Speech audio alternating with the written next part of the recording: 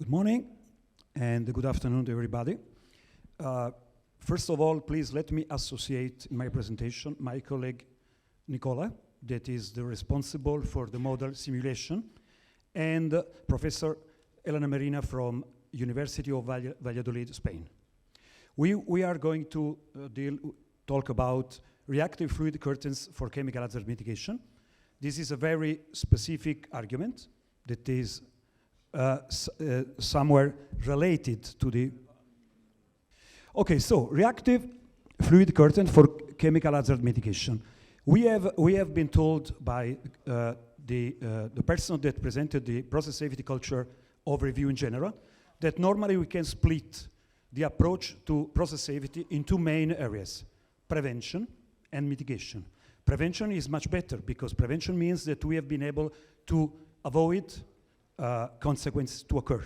Sometimes this is not possible. You can see that, of course, we discussed about the key word for the risk limit is ALARP. In the UK, ALARP means as low as reasonable practicable, and it is a mandatory law in the UK.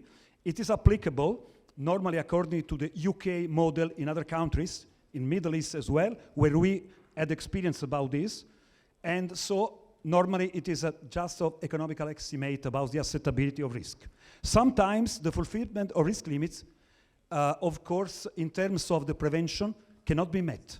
So we can be in the position not to be able to comply with the risk limits. We can apply essentially a lot of strategies, isolation strategy, double jacket pipe, well connection, and so on. We carry out our QRA risk assessment, and we can find out in the end of the day that our risk limits, corporate risk limits, mandatory risk limits, regulatory risk limits are not met. What should we do? So, in some cases, any attempts aimed at preventing toxic or flammable release are not sufficient. So, in this instance, risk must be mitigated by reducing the effect of failure. So, the combination of prevention and mitigation, if mitigation is properly addressed, the combination should be able just to obtain a final scenario where the risk limits, the magic numbers, are met. This is essentially what we do. Risk mitigation is so a consequence assessment related operation.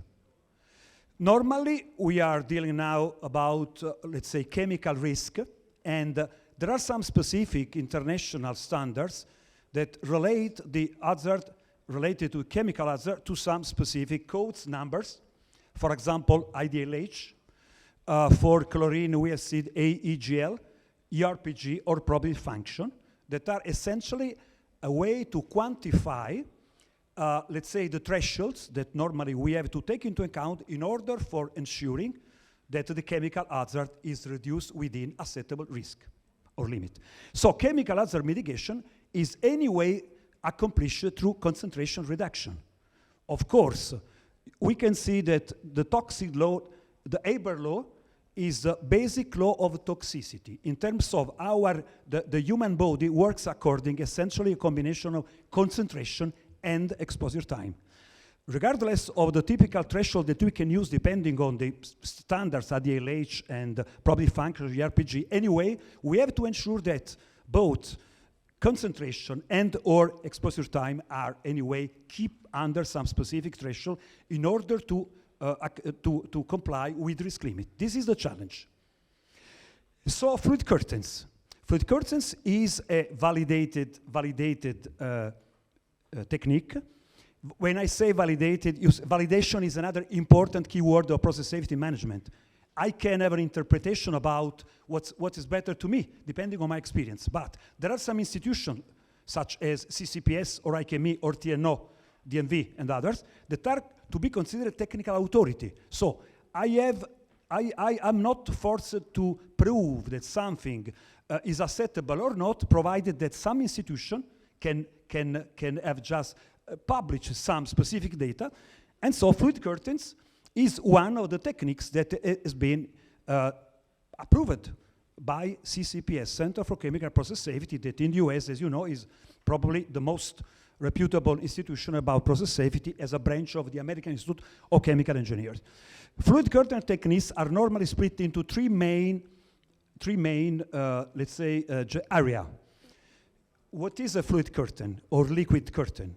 Is essentially just let's say, a provision of liquid in a form of droplets that can have a mitigation effect on a chemical that is to be released. This is a general definition of fluid or liquid curtain. What is let's say, the working procedure according to which fluid curtain techniques work? Absorption in pure water or chemical solution, dilution, and physical barriers. We will deal with absorption in pure water or chemical solution. I think we are engineers, all of us are engineers, so we know that absorption is expected to be much more effective, because when we dilute, we are adding additional liquid in order for obtaining a final lower concentration. But we are not removing, we are diluting.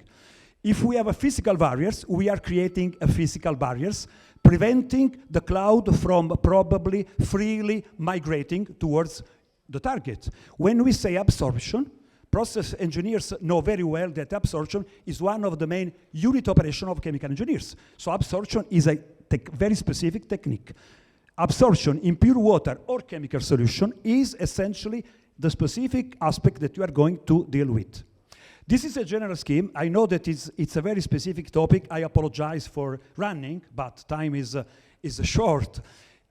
This is essentially the general outline of the scenario that we are going to discuss in order to frame and to understand what we are dealing with. We have an equipment like a vessel, or we have a pipe, and a certain pressure and temperature. For example, the chlorine, our colleague of mosaic.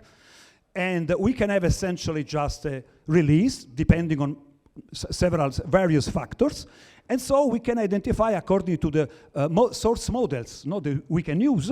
We can have essentially just a velocity, we have a mass flow rate, we have an outlet concentration, and we have some parameters belonging to process engineering that can characterize our release.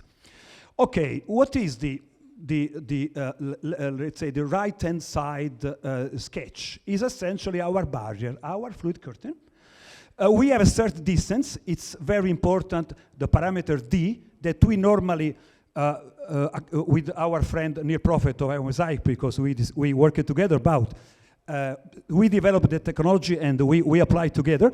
This is the so-called capture distance, D. D is the distance at which we decide, according to some design specification, to install our barrier. So we have a release. We know that because we know exactly the layout, the 3D model, everything regarding the plant location and logistics.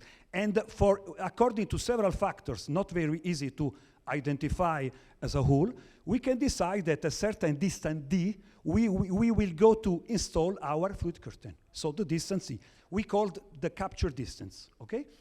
Of course, during the first stage of the release, our flow is dominated by momentum jet. Momentum jet means that, of course, let's say Pascal and Gifford passive dispersion or wind effect are minor. So there is a certain distance, and we can rely on entrainment, air entrainment, that in any case will dilute the concentration from CO, from the initial concentration to the molar fraction YO. That is, of course, smaller than the original concentration. At the capture distance D, we know exactly according to, for example, normally we use a model that is provided by the API 521 that is based on Rico and Spalding theory that can, with a simple equation, we can understand exactly at the capture distance what is the concentration that is lower because of the air entrainment that has diluted our concentration. So we at X0, we have essentially our barrier. The barrier, as you see, consists of some nozzles. Okay, the nozzles will feed, will supply our liquid that is expected to anyway let's say, to just work according to very specific rules. Okay, absorption. So it is not a generic, let's say, fog, but we are dealing with reactors. We remember that we can have a continuous theoretic reactor, CCTR, or plug flow reactor. We can identify, based on the reactor's theory, okay, our fluid curtain as a cross-flow plug flow reactor. Okay, so concentration varies along the horizontal axis only. This is the Ftenakis model. Ftenakis model is Professor Ftenakis, that we are in contact with him, is a professor of Columbia University. She developed the model. The model has undergone a specific analysis by the CCPS, and CCPS approved the model for the fluid curtain. So it is a cross-flow plug flow reactor. So we are our airstream, gaseous stream, and we have essentially the absorption that is promoted by gas to liquid transfer depending on Henry coefficient. Henry coefficient, you remember, is essentially a way to represent the partition of a gas in the headspace or in the gas phase with the liquid, just in order to have solubility of the liquid as well, of the gas as well. Absorption with chemical reaction is enhanced by equilibrium transfer. What does it mean? We know that if we have an headspace, for example, a closed tank, and if we have water, and if we have, for example, nitrogen, or we have any other gas, we have an equilibrium, and we can see essentially what could be essentially the representation of the equilibrium on the left-hand side. We can have a focus, a zooming on the interface between the liquid and the gas. At a certain point, we have an equilibrium, and we can see that there is a gas film, gas-liquid interface, okay, is the orange one, and the liquid film. The coefficient of Henry H is a measurement of the ability of a gas to be naturally absorbed by a liquid. So we have a tabulation of this coefficient. For example, I can anticipate H2S is not absorbable in water. Ammonia is absorbable in water. HF, hydrogen fluoride, is absolutely absorbable in water. It depends on the coefficient H. Of course, on the right-hand side, if we know the chemistry of our process, we can choose exactly a suitable chemical that can promote essentially a displacement, a movement of our gas, okay, from the gas phase to the liquid phase. So we can be much more forward comparing to the simple equilibrium. And it is exactly, let's say, the reason why we called reactive fluid curtain. Reactive means that we can add a chemical. The chemical can promote a chemical reaction. Just removing, you can see essentially H2S concentration at the interface is 0. 0 means that H2S react with a chemical, and we can have a very huge absorption, promoting a much more effective capture of our toxic chemical. This is essentially what happened. Here we don't have any chemical, and we can see at the interface we have an equilibrium between gas and liquid. This is the typical case of H2S. And we apply this to H2S in a Middle East project, so we know very well what we are dealing with. In that case, we have added sodium carbonate. Sodium carbonate, you know, there is an alkaline hydrolysis, so promote essentially capture of H2S. H2S is absorbed, and we can remove it. This can save lives, absolutely save lives. So, you can see here the general equation of the Ftenakis model. Don't be afraid, and don't be worried about the formula. We can have essentially we can have Yx is essentially a representation of the behavior of the molar fraction along the horizontal axis of the fluid curtain. We have some coefficient. You can see, for example, AV is the interfacial area of the bank volume. So it's comparable to the let's say surface to volume ratio that you can have in the rushing rings. So it's absorption, nothing new under the sun, no? It's exactly the same. You have the Henry coefficient. We have mentioned it, that is very important, because this is a measurement of the capacity of the system to naturally absorb the chemical. We have the NG is the total gas molar flux, we know. And NL is the liquid molar flux, we know because we are providing liquid from our nozzle. Then we have the overall gas mass transfer coefficient. This is very easy to calculate because normally it is a constant for a model like this. And we have a B that is the height of the gas cross flow. So if we apply, we can see what could be along the X direction, what should be the reduction of our chemical concentration along the axis. Of course, this equation demonstrates that the ratio of the molar fraction at different X distance to the initial is independent of any assigned band length, L, whereas it varies in the range essentially X 0 and L. Just to be very, very short, the removal effectiveness of the system depends only on the volumetrical flow rate of the liquid Q and on the droplet size dP.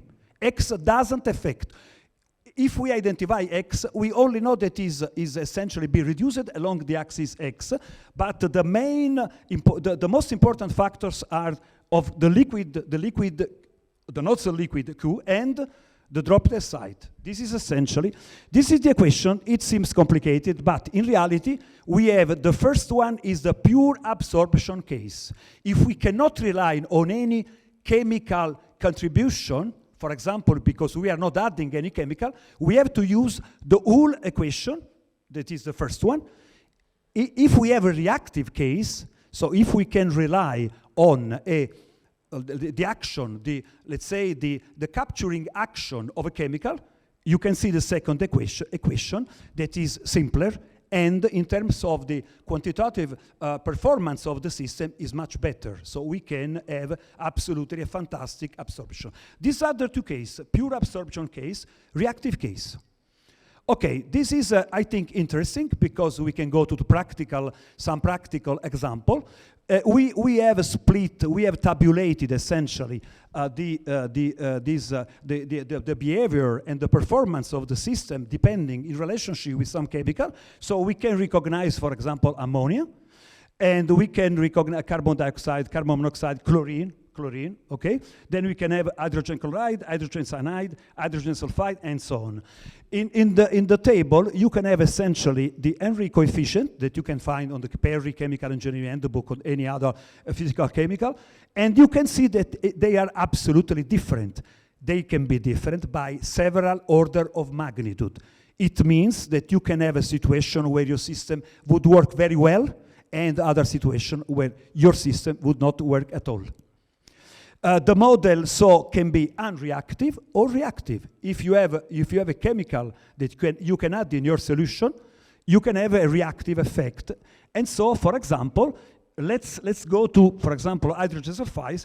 Absorption with sodium carbonate, the effectiveness of the system is very high, or unreactive absorption with pure water is very low. Very low means very low. You cannot absorb anything. If you add a very low concentration of sodium carbonate, 2%, for example, you can have essentially an absolutely huge absorption effect, and you can save lives. This is essentially just the tabulation. Okay, some design parameters. The gas speed inside the absorption bank must fall within a given range. The range is normally, because when we have the release, we are probably in choked condition. So our outlet speed is very close to the sound speed, 100 meters per second. Of course, if we don't reduce the velocity before the fluid curtain, you can imagine that you can cross completely. No, with a high violence, you can cross the fluid curtain with any absorption effect. So you have to ensure that your velocity, let's say at the bank, edge must be within 5-10 minutes. So more or less comparable to the wind. This was not included in the model, in the fanatic model. This is our work. We have been working with our colleague of Mosaic, and we developed a model just to reduce the velocity, because you have a very high velocity at the outlet. You can locate your fluid curtain depending on some constraints, because you have a plant, you have a frame, you have structures, no? So you are not completely free to say, I install the fluid curtain at this distance. So you have a compromise, and you have installed your system at a certain distance. You can simulate what is the velocity, and you can discover that your velocity is 50 meters per second. So not enough to just work properly with the fluid curtain. So you have to reduce the velocity. So the discharge speed is generally sonic, so is greater than 200 meters per second. So what we have developed? We have developed a damper bank, a slow down bank, that is essentially the first part of the fluid curtain, whose function is to reduce the velocity, not to contribute to any absorption, to a velocity that falls within 5 to 10 meters per second. At that point, we are ready to absorb. So we have, ideally, as a model, from the model point of view, we have two different banks. The first one we have called the damper bank. The second one we have called absorption bank. The purpose of the first one is to slow down the flow, the velocity. The second one is to absorb, okay? We have essentially used the Ergun model. The Ergun equation is a known equation. Essentially is the equation, is a flow equation that normally represents the flow through a porous system.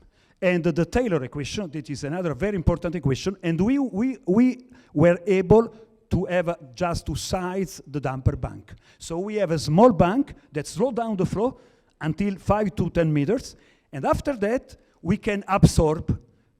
We are ready to absorb our stream in the absorption bank. This is the model.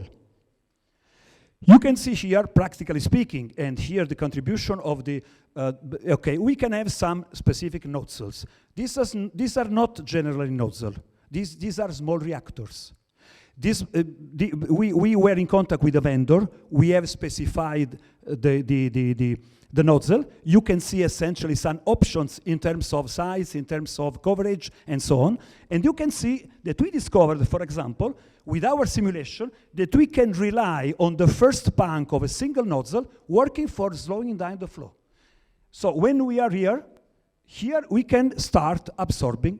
Fantastic. Absorbing means 95% of absorption efficiency. So we can completely mitigate our risk. This is the sizing procedure. We identified the most critical release mass flow, of course, because we can have some operational scenarios. Then we define the so-called capture distance, depending on plant, operational, maintenance, no? So we identify we calculate essentially the radius, because our flow will be essentially just a plume. So we know exactly what is the radius. We calculate MD. We calculate speed at a certain distance. We assign V that must fall between 5 and 10 meters per second, as we said before, in order for the system to work properly. And we can set the minimum damper bank flow, the rate. That is essentially for example, is in that case you see some specific figure. You calculate the void fraction. It is a void fraction because you have droplets and you have air. And you verify that, as I said before, the damper banks that, in this case, sorry. I have to go. Okay. It's going. I have to go in the back. To go back. No. No, it's going. Sorry, to go back, because here is go forward. This is back. Ah, okay. Okay. So and then we can size the absorption banks. So we calculate the toxic air concentration at the distance. We establish an abatement percentage. We can be happy about 70% or 90%, 80%.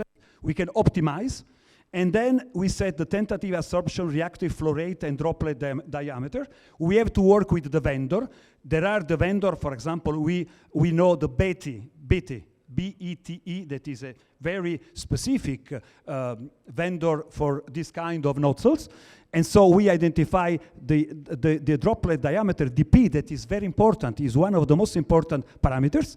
And we verify that the abutment is met. We obtain absorption reactive flow rate. This is the procedure. This is a conceptual sketch for just a typical system. We have, of course, one tank. We have a tank where we have our water, or two tanks. We can have water and our chemical, okay? We can have essentially just a main. We have a pump station. We can have essentially a loop. Typically, we have to wait a very small flow rate in order for the system to continuously just to move into the pipe. And we have essentially just the nozzle supply. We have the nozzle, and we arrange everything in order for the system to work properly. We carried out a simulation. The simulation has been carried out according our company platform. Our company platform is very specific. We have around 150 models for process safety with specific calculations. This is a general representation. You can for explosion, for everything. So this is not fast. This is not superchem, but it's essentially a way to have a specific calculation for just localized scenarios. So we can consider this. We also have a risk assessment QRA, let's say, calculation and simulation scheme. And we carry out the simulation. My colleague just carry out the simulation. You can see there. And we have a fluid curtain section belonging to the QRA simulation part. Here we have the, let's say, the result of the simulation.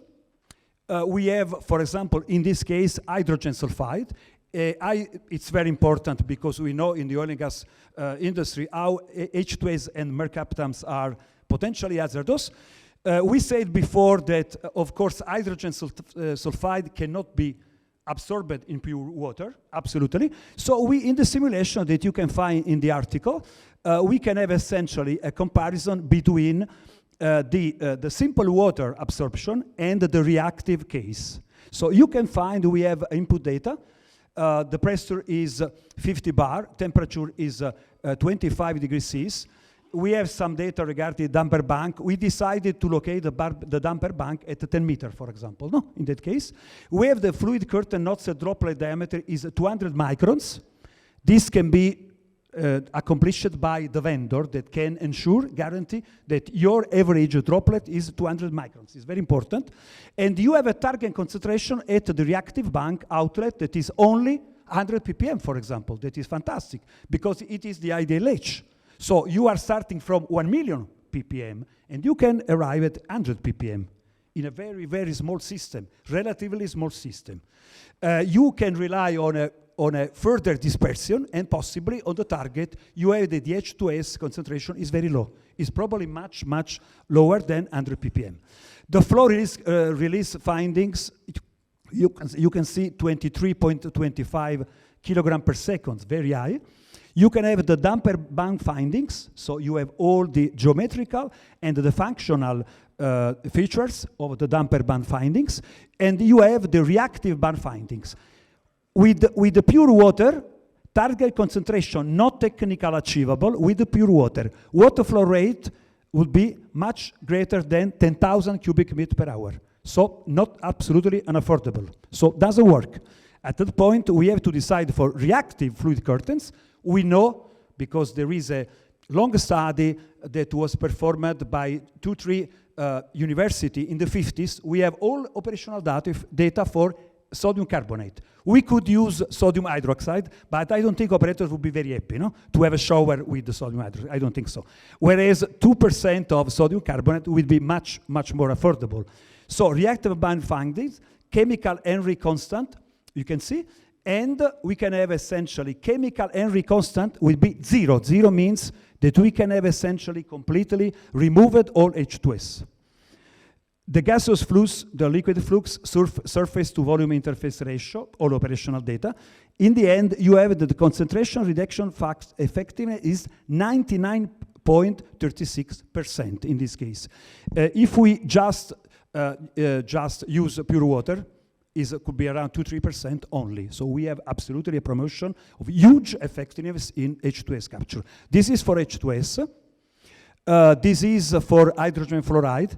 Typically, traditionally, in the alkylation units, the fluid curtain had been in the past, I remember, for example, Aramco, they used the first application of fluid curtain was for alkylation process with hydrogen fluoride. Fortunately, with hydrogen fluoride, we don't need any chemical because of the, let's say, the very positive action of the, let's say, the coefficient of Henry that, as you can see, we have essentially just, we can use just pure water, it works like well. This is the last case, ammonia.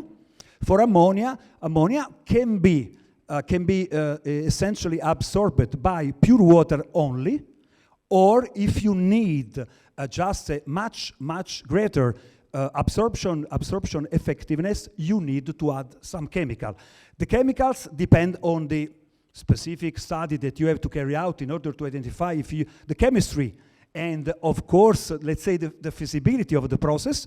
For example, for H2S, we essentially have experience in the two main experience has been in Middle East with a big chemical company for hydrogen cyanide, for example. There was no way, absolutely no way, to reduce the risk below with prevention. So the QRA was absolutely unacceptable, and so we proposed it. Just for hydrogen cyanide, just with water, and we were able to ensure that we could comply with the risk limits. For H2S, we have worked a lot, many years, and we discovered that the system was very good. Of course, this is very specific. It's very difficult to me to jump over all the technical aspects that are huge, a lot. But you consider that you have to carry out a preliminary simulation to understand essentially the direction, 0 degrees, 45 degrees, 90 degrees, and you had to cover the worst case in order to let's say, set up a design solution that can accommodate, because you only have one design that should fit the worst case. That's the problem. It's complicated, but can work. And anyway, sometimes, I don't think, sometimes, maybe if there was just a fluid curtain for chlorine, probably you probably could save much more lives. Okay, sorry. No, I finish. Sorry, just the fluid curtain of the presentation is just cut the barrier. Okay. Anyway, this is my book. The paragraph 3.15. Present the calculation, but anyway, the article that we have delivered, I think, can cover. There are other publications that have been included in hydrocarbon processing and other process safety environmental program also you can find. But anyway, this is essentially the general outline. Thank you. 1 minute. Thank you very much.